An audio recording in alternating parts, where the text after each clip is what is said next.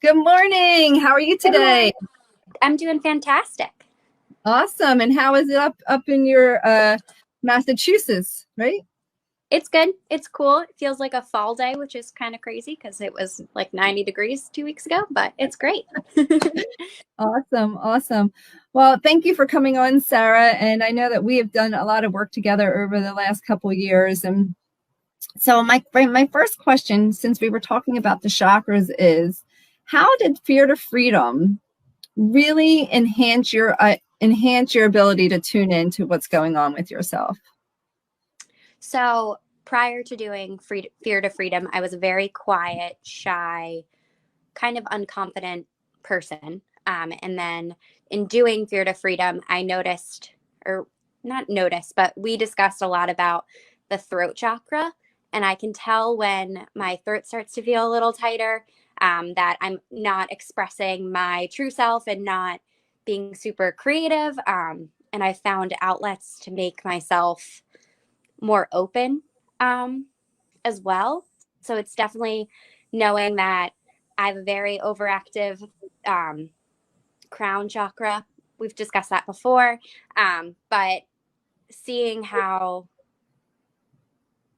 the chakras really have improved my life, and knowing that, sorry, my words are all over the place at the moment. uh, Okay. um, I definitely can tell when something feels off, and knowing that I can sit in it and think about it and understand, um, is amazing. That's awesome. And I think something that you just said there is so important. There's so many people that when an emotion comes up, they're like, oh, I don't want to feel it. And they bury it. They bury it with food. They bury it with exercise. I've done both personally. I've done it with exercise and I've done it with food.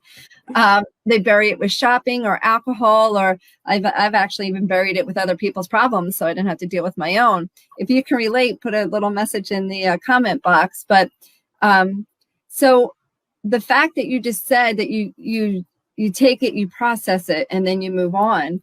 And I feel like that's something that's so important to hear, because so many people say, well, just sit in it and feel it. And it's like a journey. And let me ask you this.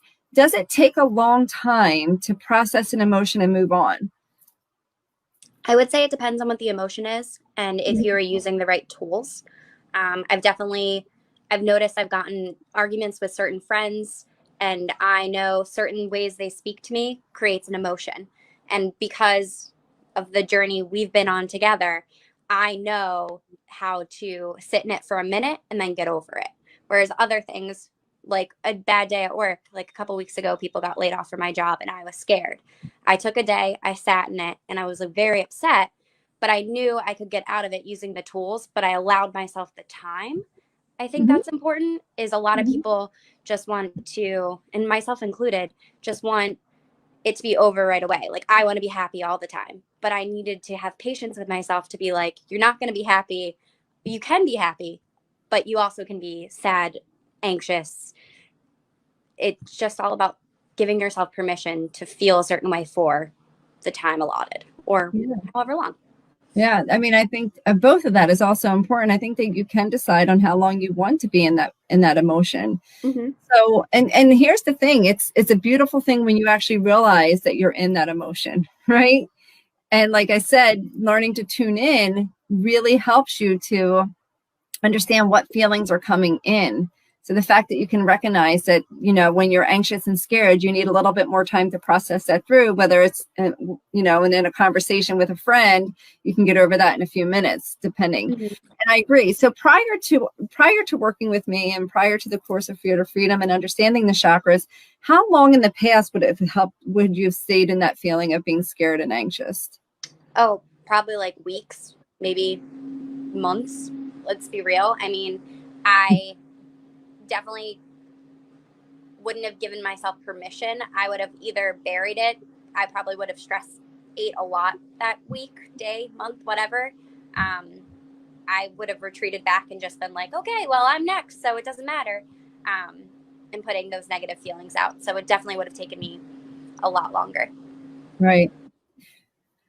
So that's what I really want people to understand, that when you're making changes, this is not, and that was my conversation yesterday, it's the process, not perfection, right? There's no perfect in this world. It's just the process of what we choose to do. So, it's not when you make transformation that you're going to live in that happy, elevated state, the rest of your life. It's now you have the choice. Do I want to stay up here? Or do I want to stay down here? And now you literally have the choice, when you know the tools, how to get up, how to keep yourself going up, is how long do I want to stay down here versus when do I want to get up here? And you can make that choice. And some people make it a day, some people make it 5 minutes, some people make it 30 seconds. And it really just does depend on, I think, the person and what you're overcoming. And how has receiving the tools, so it's one thing to understand and become aware, but to make the changes, well, I guess my first question is, the tools that you receive through Fear to Freedom, is that what is helping you take yourself back up the ladder? Yeah, definitely. I mean, we work together a lot on chakras and opening them up, and also meditations and visualizations, and knowing, like last night going into work this week, I was stressed out. So I meditated for an hour. If you would have told me 2 years ago that I meditated for an hour, I probably would have said you were crazy. But I feel more creative today. I'm excited about all the things I have going on at work. I feel so much better in knowing that I allowed myself to do time to get myself back to where I needed to be to start this week. So I think having tools definitely has made me an exceptional person. I mean, I have bad days and good days, but I'm moving forward in a great way. Like, my journey is not one step. It's been a road, and I can't wait to see where it continues. I love that you just declared that you're an exceptional person, because that's just amazing. And you said it with such confidence and ease, like you owned it. And, so that's awesome. Who wouldn't love to own that you're an exceptional person, right? Everybody listening and watching are exceptional. Otherwise, you wouldn't be watching. You get attracted to what you already are. So to wrap things up, Sarah, so I always ask, what's your number one tool that you've learned that you use daily or weekly that really has helped you stay on track to being this exceptional person that you are? So I would say doing affirmations. I actually found this journal in researching called a 5-minute journal. And it starts off with saying, what are you grateful for? What are some of your affirmations for the day?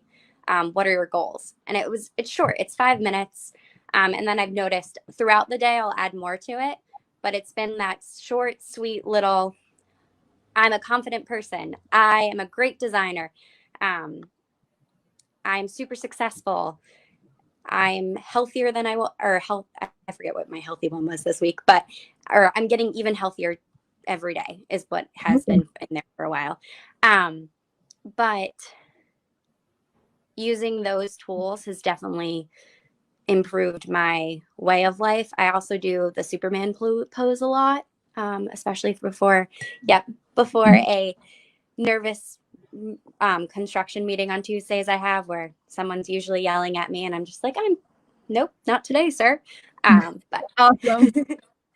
yeah. Awesome. I'll have to do a separate video for the Superwoman pose, Superman pose for everybody watching. But so just one last question. In the time that we work together and going through Fear to Freedom, understanding the chakras, and then we've also done some work outside of that, where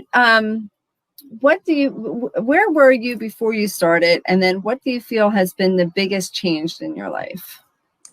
So before we started, my dad had just passed away. I had just lost my aunt. I was feeling super down, super depressed, not very confident in myself, not very, very doubtful in my career, doubtful in life in general. And since doing all of the coursework that we've done together, which has been amazing, I am a way stronger person. I would say the journey, I think I know in a lot of my outlook on it when we first started was like, oh, it's going to be fast. It's going to be great. Like, I'm going to be here in a year. And it took me a little bit longer to commit to myself. I would say my weight loss journey was a big part of what we worked on together. And that took me until recently to really fully come into fruition. But it was because I didn't realize that I was working on the deeper issues behind it. So now knowing like I need to be doing my other tools to help with that. Like, it's not just about exercise and food. There's other stuff that goes into it. So I think that's definitely been the journey, and the road has definitely been something that I've learned.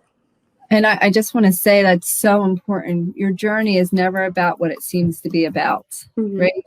So weight was something that you really wanted. And what you said so beautifully was that it wasn't the weight, that the weight's coming off now because you've done all the emotional stuff and the mental and all of that underneath the ground, like the deeper stuff, like you said.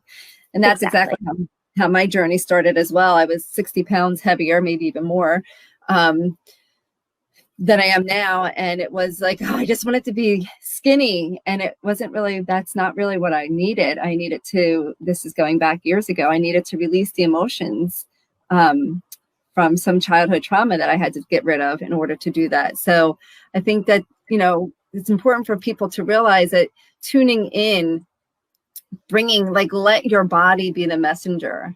So if you're uncomfortable in your skin and you're uncomfortable with your weight, let that be the messenger that you're uncomfortable somewhere deeper in your life. And it's so important to get to that deeper stuff. So then the weight's like, whoop.